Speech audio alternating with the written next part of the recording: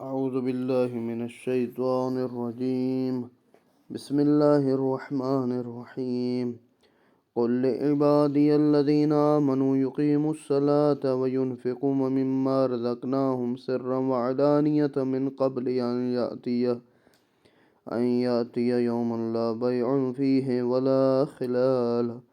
الله الذي خلق السماوات والأرض وأنزل من السماء ماء فأخرج به من الثمرات رزقا لكم وسخر لكم الفلك لتجري في البحر بأمره وسخر لكم الأنهار وسخر لكم الشمس والقمر دائبين وسخر لكم الليل والنهار وآتاكم من كل ما سألتموه وإن تعدوا نعمة الله لا تحصوها إن الإنسان لظلوم كفار.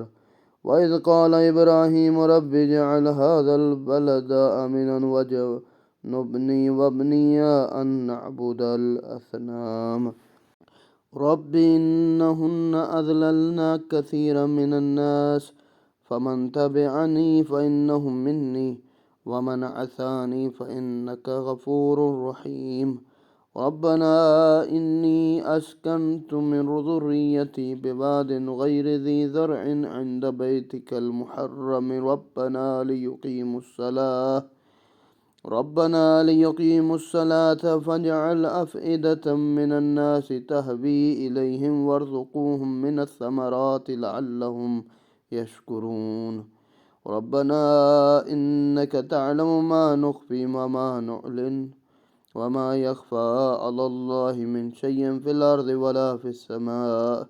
الحمد لله الذي وهب لي على الكبر إسماعيل وإسحاق إن ربي لسميع الدعاء. رب اجعلني مقيم الصلاة ومن ذريتي ربنا وتقبل دعاء. ربنا اغفر لي ولوالدي وللمؤمنين يوم يقوم الحساب.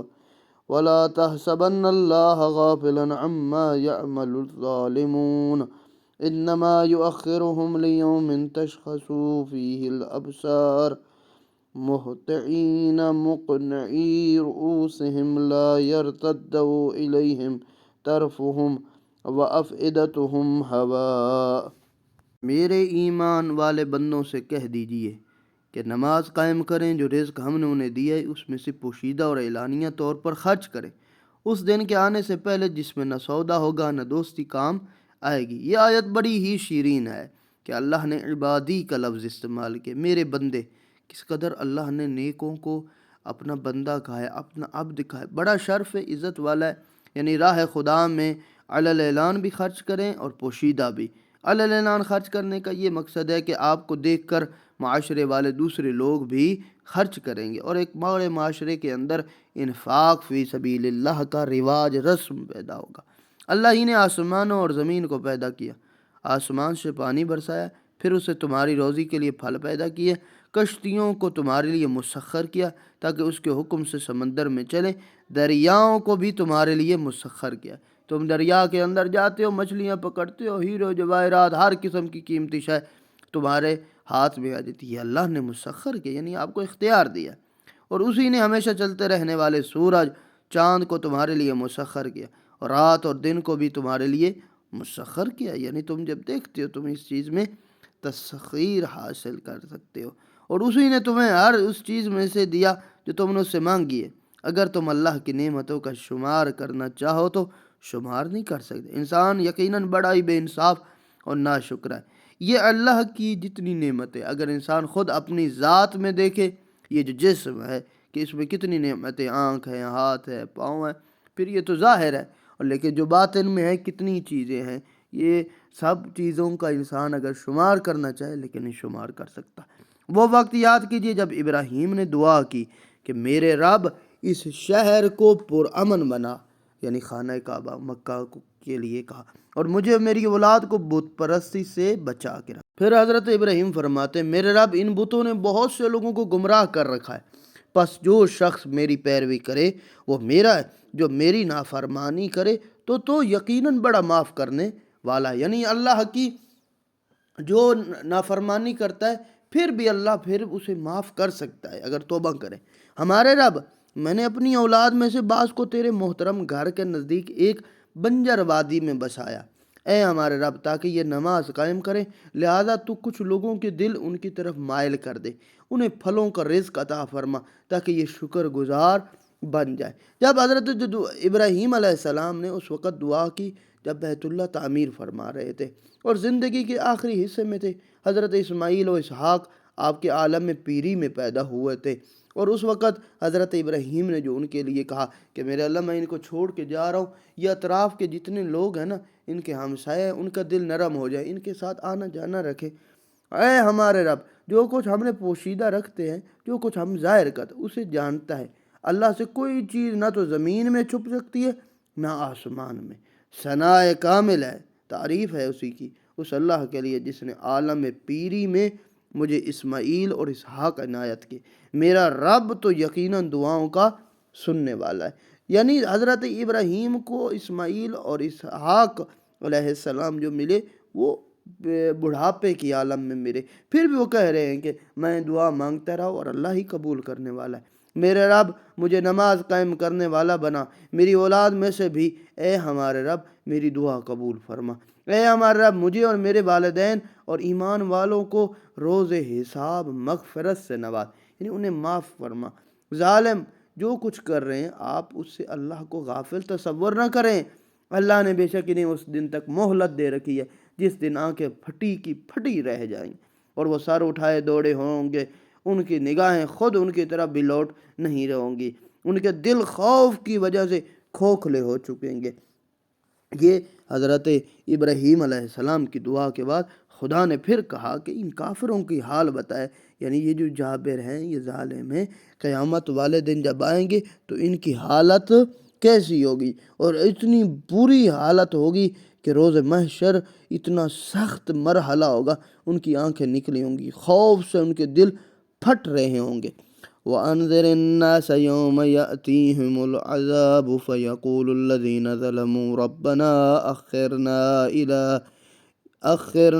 إِلَىٰ أَجَلٍ قَرِيبٍ نُجِبْ دَعْوَتَكَ وَنَتَّبِعِ الرُّسُلَ أَوَلَمْ تَكُونُوا أَقْسَمْتُم مِّن قَبْلُ مَا لَكُم مِّن زَوَالٍ وَسَكَنْتُمْ فِي مَسَاكِنِ الَّذِينَ ظَلَمُوا أَنفُسَهُمْ وَتَبَيَّنَ لَكُمْ كَيْفَ فَعَلْنَا بِهِمْ وَضَرَبْنَا لَكُمُ الْأَمْثَالَ وَقَدْ مَكَرُوا مَكْرَهُمْ وَعِندَ اللَّهِ مَكْرُهُمْ وَإِنْ كَانَ مَكْرُهُمْ لِتَزُولَ مِنْهُ الْجِبَالُ فَلَا تَحْسَبَنَّ اللَّهَ مُخْلِفَ وَعْدِهِ رُسُلَهُ إِنَّ اللَّهَ عَزِيزٌ ذُو انتِقَامٍ يَوْمَ تُبَدَّلُ الْأَرْضُ غَيْرَ الْأَرْضِ وَالسَّمَاوَاتُ وَبَرَزُوا لِلَّهِ الْوَاحِدِ الْقَهَّارِ وَتَرَى الْمُجْرِمِينَ يَوْمَئِذٍ مُقَرَّنِينَ فِي الْأَصْفَادِ سَرَابِيلُهُم مِّن قَطِرَانٍ وَتَغْشَىٰ وُجُوهَهُمُ النَّارُ لِيَجْزِيَ اللَّهُ كُلَّ نَفْسٍ مَّا كَسَبَتْ إِنَّ اللَّهَ سَرِيعُ الْحِسَابِ هَٰذَا بَلَاغٌ لِّلنَّاسِ وَلِيُنذَرُوا بِهِ وَلِيَعْلَمُوا أَنَّمَا هُوَ إِلَٰهٌ وَاحِدٌ وَلِيَذَّكَّرَ أُولُو الْأَلْبَابِ۔ اور لوگوں کو اس دن کے بارے میں تنبیہ کیجیے جس دن ان پر عذاب آئے گا تو ظالم لوگ کہیں گے، ہمارے رب ہمیں تھوڑی مدت کے لیے ڈھیل دے دے، اب ہم تیری دعوت پر لبیک کہیں گے اور رسولوں کی اتباع کریں گے۔ انہیں جواب ملے گا، کیا اس سے پہلے تم قسمیں نہیں کھاتے تھے کہ تمہارے لیے کسی قسم کا زوال و فنا نہیں ہے، حالانکہ تم ان لوگوں کے گھروں میں آباد تھے جو اپنے آپ پر ظلم کرتے تھے، تم پر یہ بات واضح ہو چکی تھی، ہم نے ان کے ساتھ کیا کیا، تمہارے لیے مثالیں بھی بیان کی تھی، اور انہوں نے اپنی مکاریاں کی اور ان کی مکاریاں اللہ کے سامنے تھی، اگرچہ ان کی مکاریاں ایسی تھیں کہ جن سے پہاڑ بھی ٹل جائیں۔ پس آپ ہرگز یہ خیال نہ کریں کہ اللہ اپنے رسولوں سے وعدہ خلافی کرے گا، اللہ یقیناً بڑا غالب آنے والا، انتقام لینے والا۔ یہ انتقام اس دن ہوگا جب یہ زمین کسی اور زمین سے بدل دی جائے گی اور آسمان بھی اور سب خدائے واحد و قہار کے سامنے پیش ہوں گے۔ یعنی ذات پروردگار نے قیامت کا ذکر کیا ہے کہ یعنی قیامت والے دن یہ جو زمین ہے یہ ختم ہو جائے گی، آسمان ختم، سب کچھ، ایک نئی زمین آئے گی، ایک نیا آسمان ہوگا، سارا نظام دوبارہ ہوگا، اور وہاں پر سب اکٹھے کیے جائیں گے اور حساب و کتاب ہوگا۔ اس دن آپ مجرموں کو ایک ساتھ زنجیروں میں جکڑا ہوا دیکھیں گے، یعنی قیدی کیے ہوں گے، ملائکہ نے ان کو پکڑا ہوگا، ان کے لباس گندھک کے ہوں گے اور آگ ان کے چہروں پر چھائی ہوئی ہوگی۔ اس طرح وہ آ رہے ہوں گے جیسے مجرم اور قیدی آ رہا ہو، اور سب سے بڑے یہ مجرم ہوں گے، تاکہ اللہ ہر نفس کو اس کے عمل کی جزا دے۔ اللہ یقیناً بہت جلد حساب کرنے والا ہے۔ دیکھیے قیامت والے دن جب لوگ حاضر ہوں گے اور نیک برے سب وہاں اکٹھے ہوں گے، ایک دوسرے سے سوال کریں گے تم دنیا میں کتنے رہے ہو؟ تو ہر ایک کہے گا ایک دن یا آدھا دن، یا کہیں گے کچھ لمحے کے لیے۔ اتنی تیزی سے یہ زندگی گزر رہی ہے اور اتنی جلدی سے قیامت بھی آنے والی ہے۔ یہ قرآن لوگوں کے لیے ایک پیغام ہے، تاکہ اس کے ذریعے لوگوں کی تنبیہ کی جائے اور وہ جان لے کہ معبود تو بس وہ ایک ہی ہے، نیز عقل والے نصیحت حاصل کریں۔ یعنی ذات پروردگار فرمانا چاہتا ہے، یہ قرآن پوری انسانیت کے لیے پیغام رکھتا ہے۔